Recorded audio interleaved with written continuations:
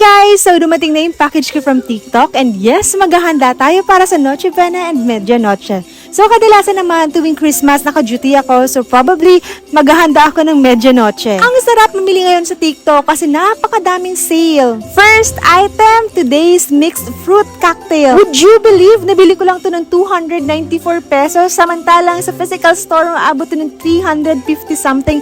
3 kilograms ito ha. Yung expiration niya ay 2027 pa. Basta sale tapos panghanda, walang second thoughts. Check out agad. Sa itong Angel Evap na nabili ko lang for 173 pesos. Actually, yung discount ko is to 30 pesos lang pero naka-free shipping kasi siya. Bilang mommy na may toddler, sobrang hirap mamili sa physical store ngayon. Kaya more on online shopping talaga ako. Dito ako sa last parcel ko talaga natuwa kasi 195 lang yung bili ko dito. Ito yung 195 pesos na naka-buy one take one. So, bali tagda 2 peraso yung na-receive ko. 2 peraso ng creamer, 2 peraso ng Evap, creme densada, and all-purpose creamer. Lang ako ay mahilig magluto pero walang time mamili. Napaka-convenient sa akin na mamili dito sa TikTok shop. Sakto naman na napakadaming sale ngayon ni TikTok. At pag may mga sale talaga, nag-hoard talaga ako. Hindi ko na kinakailangan pumila na mahaba or makipagsiksikan ngayong holiday season. Kaya moms, if nagpanik na kayo ngayong holiday season, breathe in and breathe out. And check nyo yung TikTok shop nyo. Especially ngayong